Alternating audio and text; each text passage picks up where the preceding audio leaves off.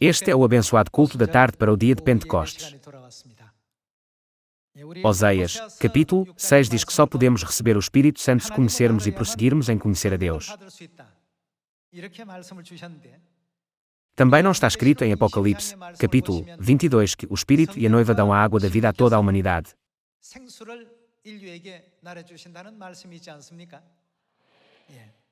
Isto significa que quando compreendemos tanto Deus Pai como Deus Mãe, podemos receber abundantes bênçãos do Espírito Santo na época do Espírito Santo.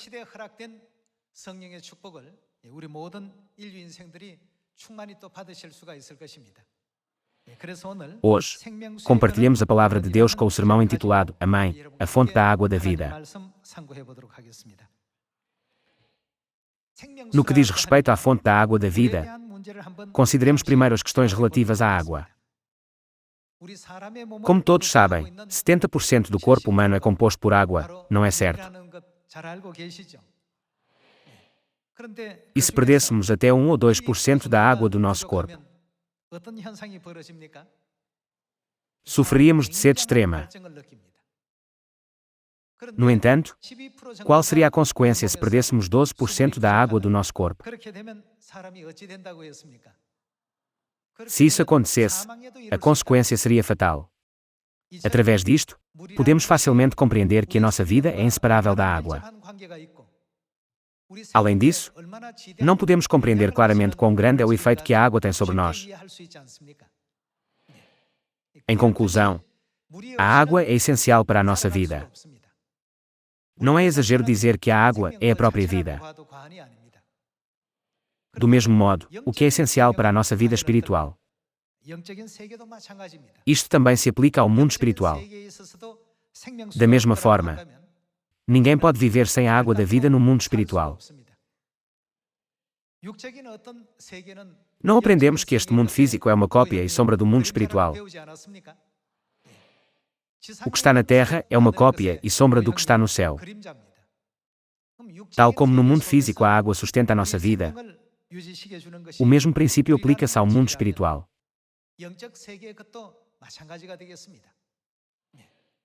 Uma vez que cerca de 70% do nosso corpo é feito de água, podemos dizer que não somos nada sem água. Simplificando, o nosso corpo é água. Embora possa parecer estranho dizer isto, como o nosso corpo é composto por 70% de água, seria realmente um exagero considerá-lo desta forma. Quando o nosso corpo perde 1 ou 2% da sua água, sentimos sede. Quando perde 12% da água, a nossa vida estará em extremo perigo. Então, quem nos dará esta água da vida na terra que é tão essencial para a nossa vida espiritual? Hoje, também precisamos de confirmar sobre este assunto. É por isso que o título do sermão de hoje é A Mãe, a fonte da água da vida.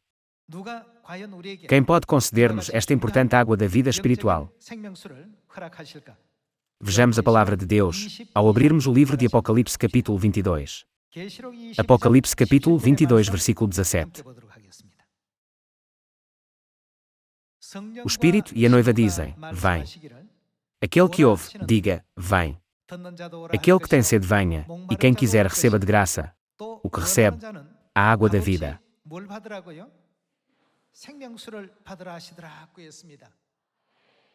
Não é demais dizer que o ensinamento mais importante foi escrito em Apocalipse capítulo 22, versículo 17. Só quem e quem mais nos pode dar a água da vida? Está claramente escrito que o Espírito e a noiva dão a água da vida. Todas as pessoas do mundo devem vir ao Espírito e à noiva. Portanto, devemos primeiro aprender quem é o Espírito Santo e quem é a noiva. Não é certo que, só depois disso, podemos ir ao Espírito e à noiva. Visto a partir do conceito da Trindade, o Pai, o Filho e o Espírito Santo são um só. Para compreender quem é o Espírito Santo, não deveríamos aprender sobre o Pai e o Filho. Então, a quem o Espírito se refere? O Pai, o Filho e o Espírito Santo referem-se à imagem masculina de Deus, ou seja, Deus Pai. Está escrito que existe Deus Pai e quem existe mais? Quem é a noiva do nosso Pai? Os estudantes do ensino primário e até mesmo as crianças em idade pré-escolar poderiam responder a esta pergunta. Se lhes perguntarem, quem é a noiva do seu pai? Eles diriam, é minha mãe. Eles saberiam a resposta imediatamente. O Espírito e a noiva, isto é, Deus Pai e Deus Mãe, concedem algo à humanidade. O que eles nos dão? Eles dizem, venham e recebam de graça a água da vida. Entre tantas substâncias que existem na Terra, por que você acha que Deus quer conduzir toda a humanidade ao caminho da vida, usando a substância da água? Isto porque o papel e a função da água estão intimamente relacionados com a própria existência da nossa vida.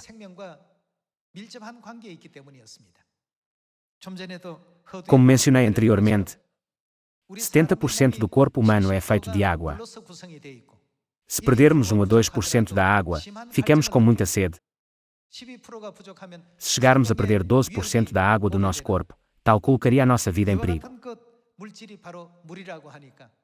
Da mesma forma que a água afeta o nosso corpo fisicamente, a água da vida afeta-nos espiritualmente.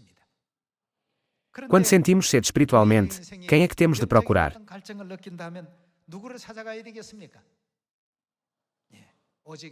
Devemos procurar Deus Pai e Deus Mãe, que são o Espírito e a noiva, e ir ao encontro deles.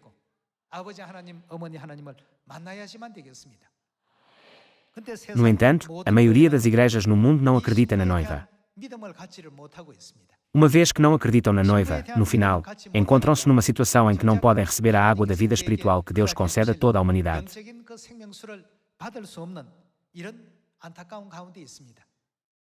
Hoje, precisamos de estudar sobre os assuntos relacionados com a noiva ao abrirmos a palavra de Deus em Apocalipse capítulo 21. Vejamos o ensinamento sobre isto em Apocalipse capítulo 21, versículo 9.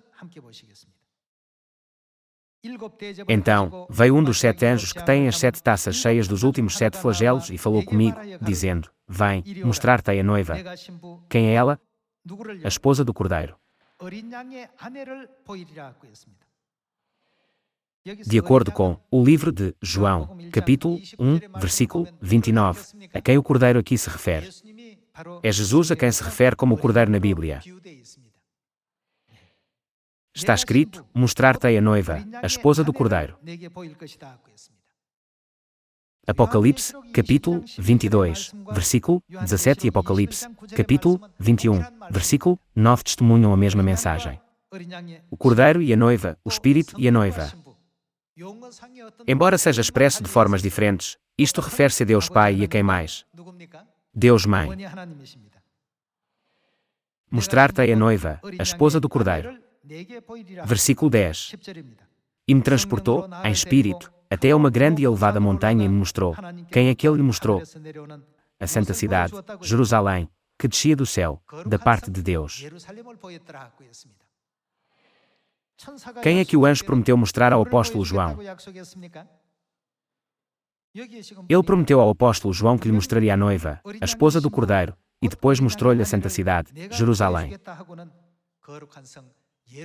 Seguindo a vontade de Deus, o anjo entregou esta revelação ao apóstolo João.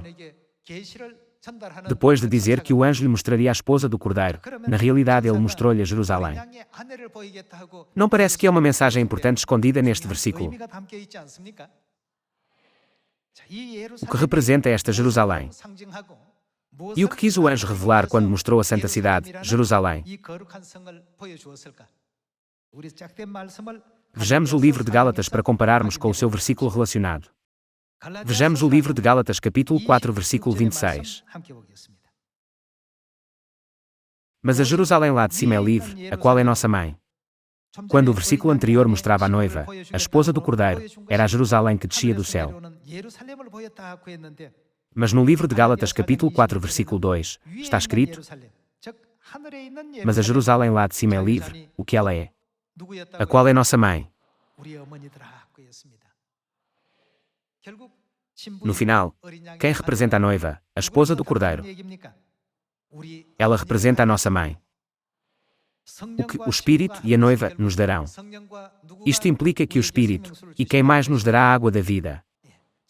Por outras palavras, é Deus Pai e Deus Mãe. A Bíblia não nos dá outro testemunho senão o facto de que só Deus Pai e Deus Mãe podem dar a água da vida a toda a humanidade.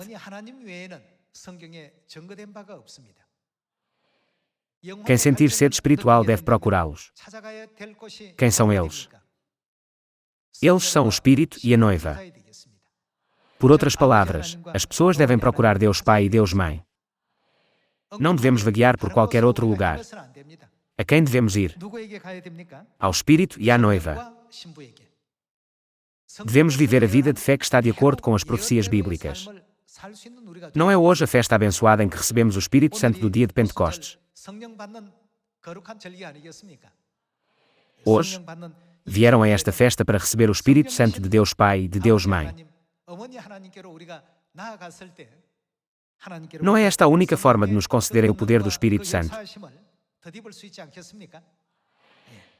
De acordo com Gálatas, capítulo 4, a fim de cumprir tudo isto, devemos procurar tanto o Pai Celestial como quem mais. Também devemos procurar a Mãe Celestial. A Jerusalém lá de cima é livre. Será que o anjo que disse, mostrar-te-ei a noiva, mostrou Jerusalém erroneamente ao apóstolo João? O que indica Jerusalém? A quem temos de procurar? Deus colocou a resposta no livro de Gálatas, capítulo 4, para nos deixar compreender claramente quem é a Jerusalém que o apóstolo João viu. Mas a Jerusalém lá de cima é livre, a qual é nossa mãe.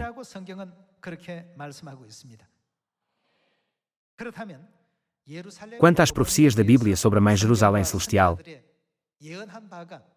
vamos confirmar mais uma vez através do livro de Zacarias, capítulo 14, que poder e autoridade tem a água viva que flui da Mãe.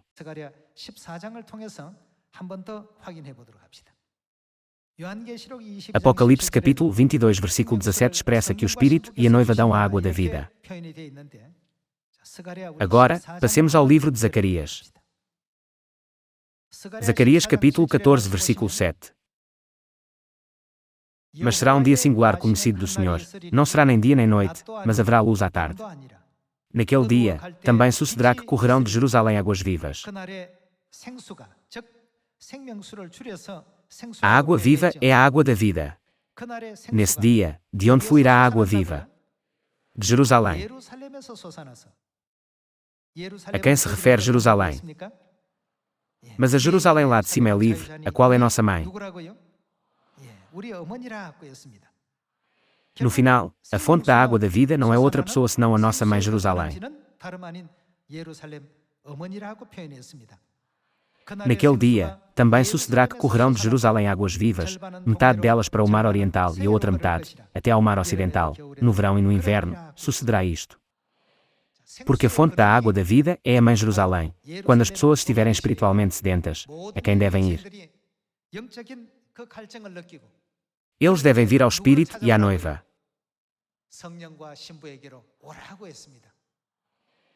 Hoje, devemos compreender completamente porque devemos conhecer e prosseguir em conhecer a Deus para receber o Espírito Santo da chuva seródia.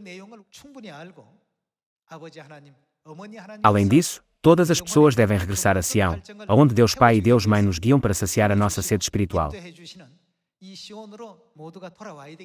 Embora tenhamos chegado a Sião mais cedo do que os outros, ainda existem os nossos irmãos e irmãs espirituais que o Pai e a Mãe Celestiais estão à procura. Devemos informá-los rapidamente sobre Sião. Através do dia de Pentecostes e da festa dos tabernáculos, quando recebermos o Espírito Santo, devemos pregar a verdade não só sobre o Pai Celestial, mas também sobre a Mãe Celestial em Samaria e até aos confins da terra. Aqui está a fonte da água da vida. Venha e sacie a sua sede espiritual para o contentamento do seu coração. Não deveríamos guiar muitas pessoas desta forma. É por isso que o profeta Zacarias testemunhou que a origem e a fonte da água viva é a Mãe Jerusalém.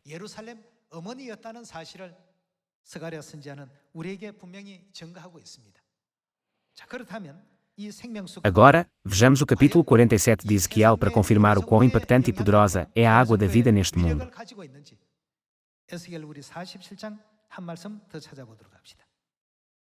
Vejamos Ezequiel capítulo 47, versículo 1. Depois disto, o homem me fez voltar à entrada do templo, e eis que saíam águas de debaixo do limiar do templo, para o oriente, porque a face da casa dava para o oriente, e as águas vinham de baixo, do lado direito da casa, do lado sul do altar. Ele me levou pela porta do norte e me fez dar uma volta por fora, até à porta exterior, que olha para o oriente, e eis que corriam as águas ao lado direito.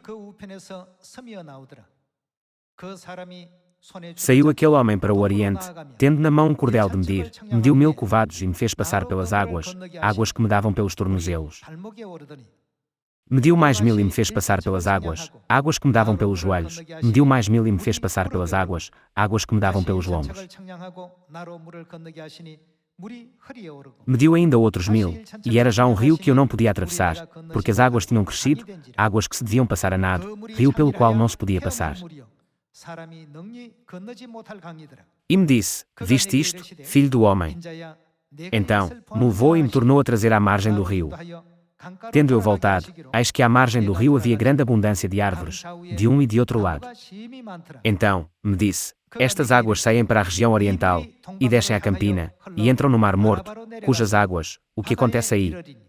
As águas ficarão saudáveis.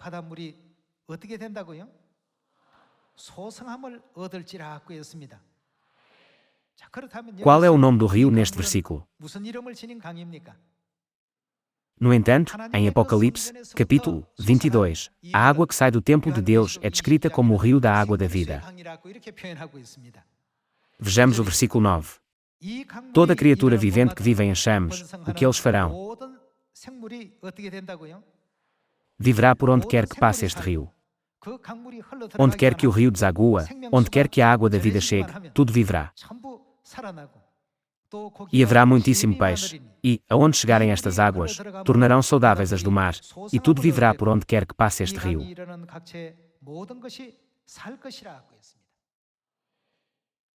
Já que até mesmo o Mar Morto se torna saudável e todas as criaturas vivas são revivificadas, não é este rio literalmente o rio da água da vida?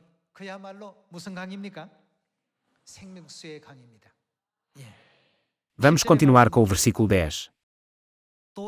Junto a ele se acharão pescadores, desde a Enes-Di até a En-Eglaim haverá lugar para se estenderem redes. O seu peixe, segundo as suas espécies, será como o peixe do mar grande.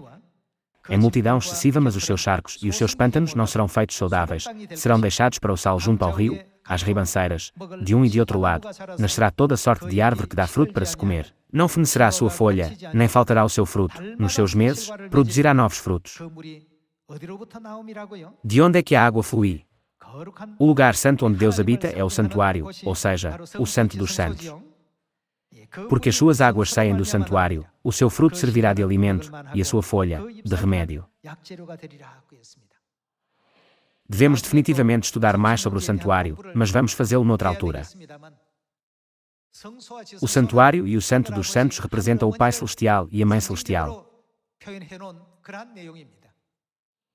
Apocalipse, capítulo 22 diz que a água que flui do Pai Celestial e da Mãe Celestial é a água da vida. O livro de Zacarias, capítulo 14 também testifica que a água viva fluirá para fora de Jerusalém. E Gálatas 4 diz que a Jerusalém lá de cima é livre, e ela é a nossa mãe. A água da vida que flui da Mãe Celestial entra no mar que representa o mundo inteiro.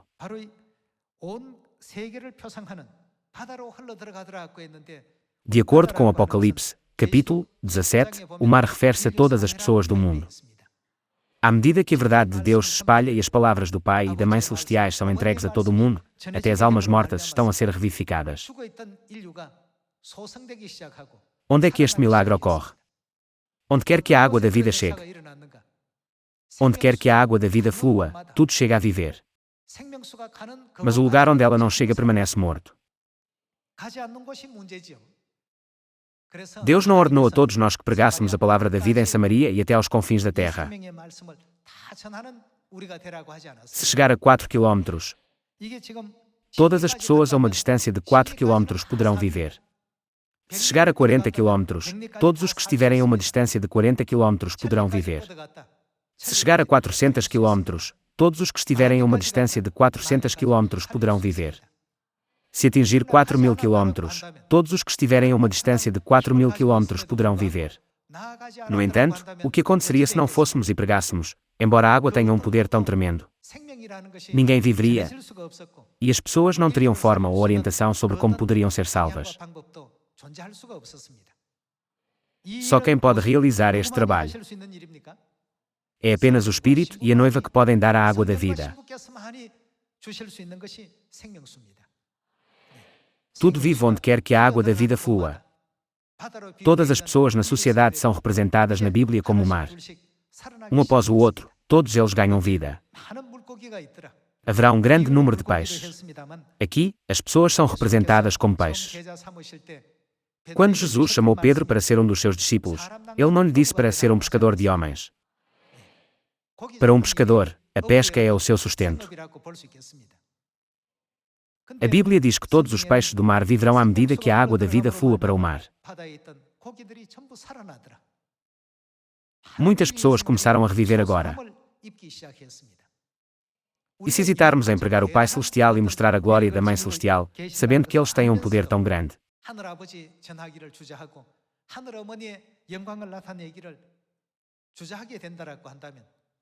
As pessoas não terão oportunidade de ouvir as boas novas, e acabarão por não ser revivificadas. Então, o que é que Deus nos ordenou? Ele ordenou a todos nós, filhos de Sião, que lhes falássemos as suas palavras, quer ouçam ou deixem de ouvir. Claro, existem pessoas como os charcos e pântanos. A Bíblia diz que os charcos e pântanos não se tornarão saudáveis.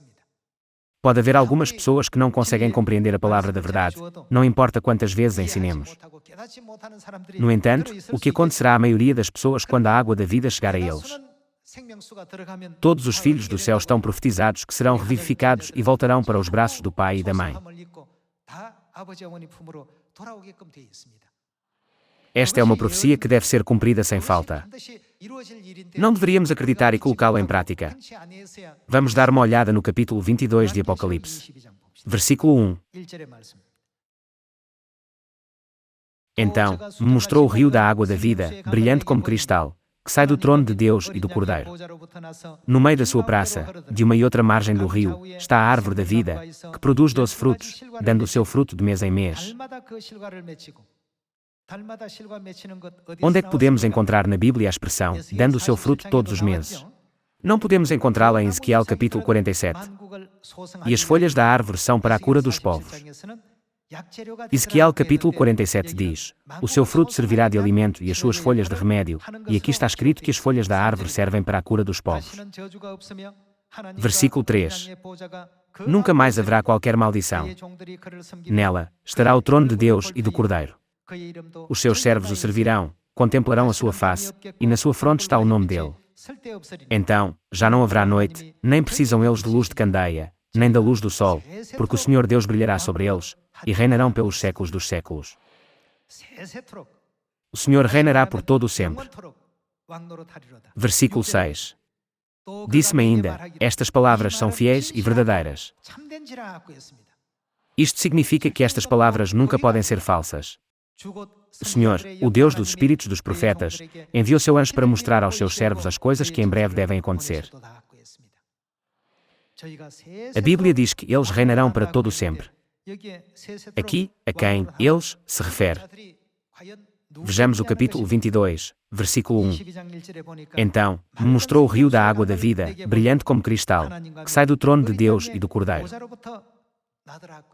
No meio da sua praça, de uma e outra margem do rio, está a árvore da vida, que produz 12 frutos, dando o seu fruto de mês em mês. Podemos ver a mesma cena em Ezequiel capítulo 47. E as folhas da árvore são para a cura das nações. Não haverá mais nenhuma maldição. O trono de Deus e do Cordeiro estará na cidade. As pessoas que estão sob esta graça de Deus, aqueles que recebem a água da vida do Espírito e da noiva, conforme descrito em Apocalipse, capítulo 22, versículo 17, são aqueles que reinarão no céu para todo o sempre. Deus mostrou ao apóstolo João uma visão destas pessoas. Então, a quem devemos procurar, além do Pai Celestial? Devemos encontrar a Mãe Celestial e ter a fé correta na Mãe, para que todos possamos entrar no eterno reino dos céus.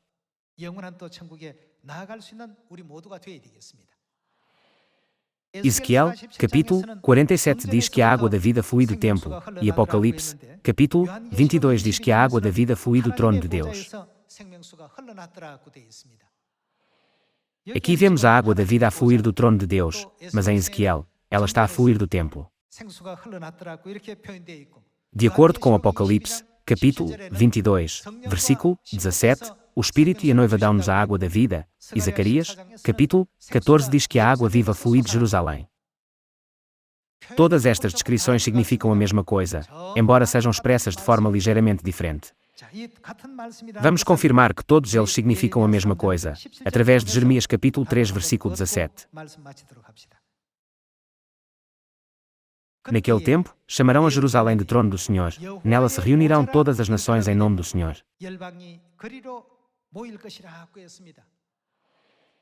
Portanto, quando a Bíblia diz em Apocalipse, capítulo 22, versículo 1 que a água da vida flui do trono de Deus, isso significa que, no final, a água da vida flui de Jerusalém. Zacarias, capítulo 14 diz, naquele dia fluirá a água viva de Jerusalém. A quem se refere a Jerusalém que é livre? É por isso que todos devem vir à mãe e dizer, por favor, dê-me a água da vida. A água da vida vem apenas da Mãe Celestial, ela não existe em nenhum outro lugar da terra. Apenas aqueles que procuram o Pai e a Mãe, o que lhes pode ser concedido. Eles podem receber a água da vida. Conforme registado no versículo 5, apenas aqueles que recebem a água da vida são os que reinarão no reino de Deus para todo o sempre. Hoje é o dia de Pentecostes, uma festa santa onde recebemos o Espírito Santo que o Pai e a Mãe nos prometeram.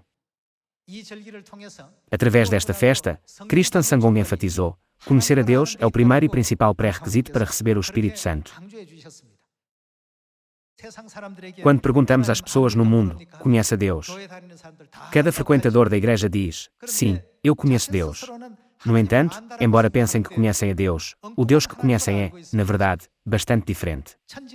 Eles não conseguem encontrar o Deus que criou todas as coisas e governa a vida, a morte, a maldição e a bênção. O verdadeiro Deus não é outro senão Deus Elohim, Deus Pai e Deus Mãe. Uma vez que eles falham em conhecer e em encontrar Deus Elohim, eles não sabem quem são o Espírito e a noiva em Apocalipse, capítulo 22. Eles também não sabem de onde flui a água da vida, embora a Bíblia os convide a vir ao Espírito e à noiva para receber a água da vida. Temos de ir e ensinar-lhes todas estas coisas. Então, sobre quem precisamos de pregar?